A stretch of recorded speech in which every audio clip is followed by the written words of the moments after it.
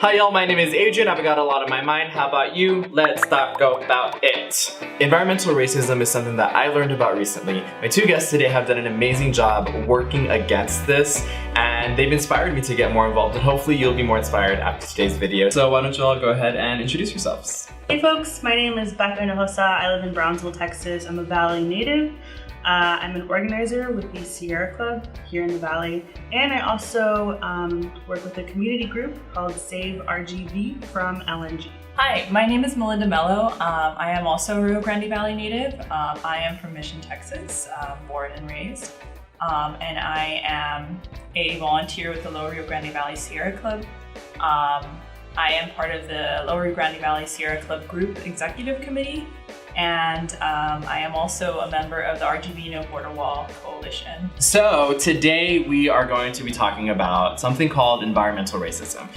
This is a pretty new term to me, and I'm guessing to some of you all out there too. So could you all kind of explain to me what that is? It's the disproportionate impact of environmental hazards on people of color communities. There's also something called environmental justice. There was a summit of people of color that met in 1991, which is the year I was born, and they came up with a list of 13 principles that define what they feel is environmental justice. So that is justice for the communities of people of color that have been adversely impacted by resource extraction, fossil fuel extraction, and other types of pollution and extraction.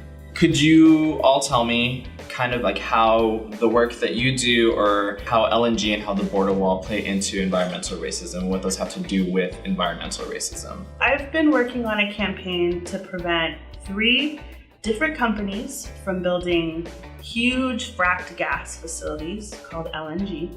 And they are facilities that would take in the fracked gas and then make it a liquid and export it overseas. So these are massive polluting facilities that they want to build here. And you know, the Valley has the first and second poorest metropolitan area in the country, where 1.6 million people, 90% Latino. We have deep roots and deep ties, strong Latino culture. And by building these large industrial facilities, we feel that this is an example, another classic awful example of environmental racism. One of these LNG facilities, called Rio Grande LNG, would be the second largest LNG facility in the country. And they want to build one of the largest pipelines to bring in that hazardous, toxic fracked gas.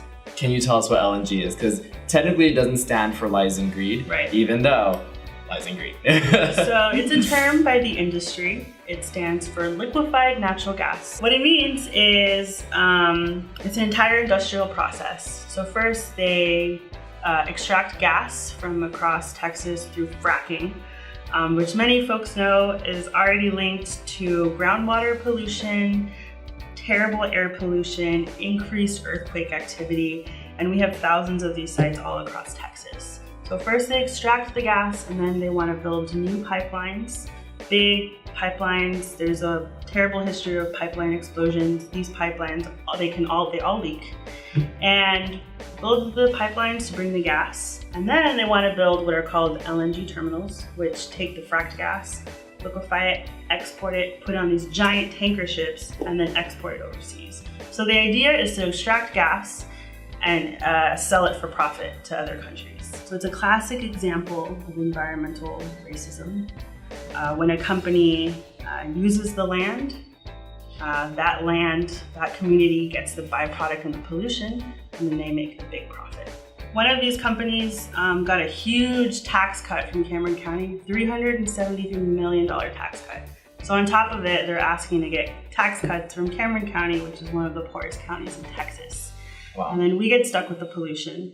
I think just the reality that where the border wall is being built, which is in border communities, like Bekah mentioned, communities that have been, that are largely low income and also primarily made up of people of color, just the fact that it's being built here within itself kind of invokes this idea of racism. And where the wall is going to be built will be in the line of a project that's been going on for several years. It's called the Lower Rio Grande Valley Wildlife Corridor, because since you have the river there and you have all this different sort of habitat that exists along the river. It's like one of the most ecologically diverse areas, right? And so the path where the blueprints that have been sent to Trump, which he is going to use to build this wall, is right along that area. And we already know that down here, there's less than 5% of the native habitat that's left over. And if the border wall is built where it's going to be built, it'll go down to less than 1%. But it's also interesting when you think of, because like, let's be real here, okay? Like, let's be real here. Oh, like, we're living. We're living it. Like, most of the people that live here are people of color, like Mexican people, Hispanic people. And if someone tried to build a border wall in like Kansas or something, there would be such a freaking outrage. Yes, like, thank you. You know what I mean? Like LNG is a really good example, and the border wall is also a very good example too, because these are being built in areas where people are primarily poor, where people, especially along the border here, people come from very different sorts of citizenship statuses. So, a lot of people don't feel like they can speak to these issues without there being some sort of retribution that would happen, or some sort of like consequence. And it's also unfortunate because there are people like me, that as a kid, like, my parents both studied biology in Mexico, and when we moved over here, my dad was really into doing wildlife photography. So I grew up going to Santa Ana. I grew up camping at Benson when it was still allowed for you to camp at Benson. I grew up going to McAllen Nature Center, and you grew up going to South Padre Island. Yeah, and my family has had this tradition of going to the beach for a week since even before I was born. So I mean, I grew up existing in these nature habitats, and it's unfortunate that the only nature that I have is going to be impacted by the border wall, and that like I can't take some of my friends who live here over there. You mentioned something earlier, and it made me think about how is this sort of a similar situation to what happened with the Dakota Access Pipeline? So it is pretty similar. The fight with LNG.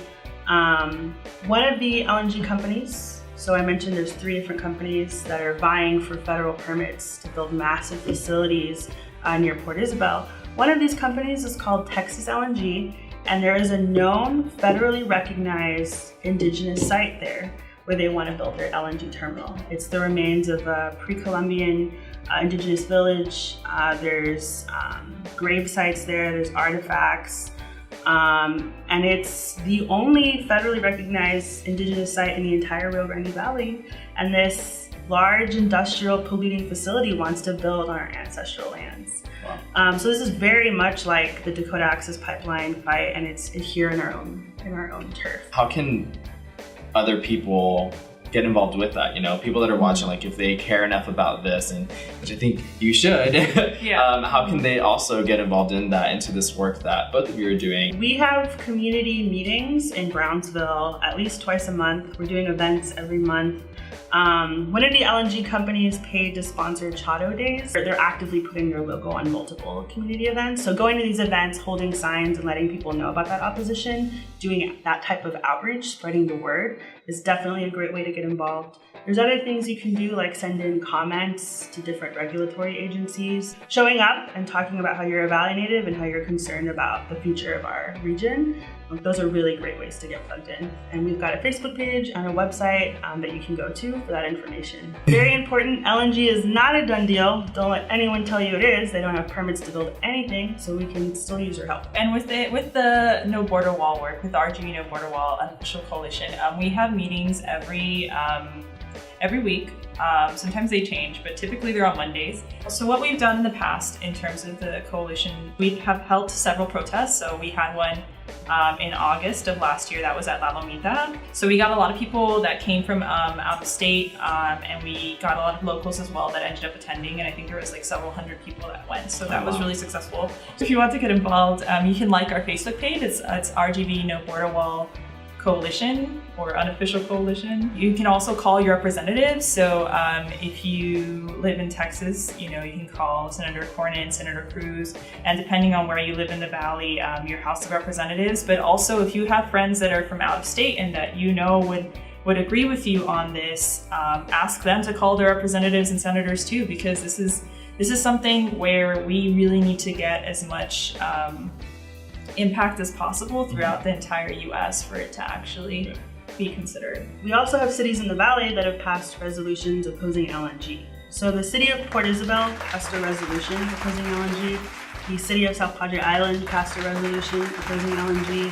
The city of Laguna Vista, a residential area called Long Island Village, and Laguna Heights, which is an unincorporated neighborhood.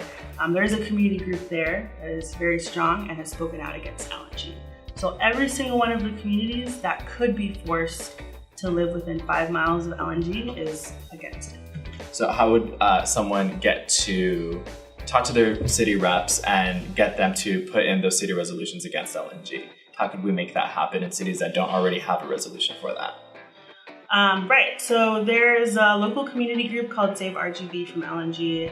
You can reach out to them about ongoing efforts to pass resolutions and for other ongoing efforts for opposition to LNG. And the same thing goes, as Bekah mentioned earlier, for the border wall. One thing that we've been trying to do with the border wall is pass city resolutions because we want to show that there is a lot of opposition to the border wall in communities that would be directly impacted by the border wall.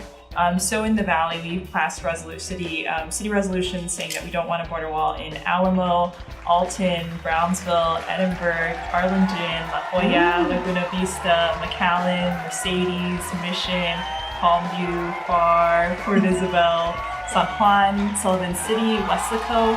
We have county resolutions that were passed in Cameron, Hidalgo, and Star. Right. We also got the city of Hidalgo to pass a resolution, and also the city of Los Fresnos. Awesome.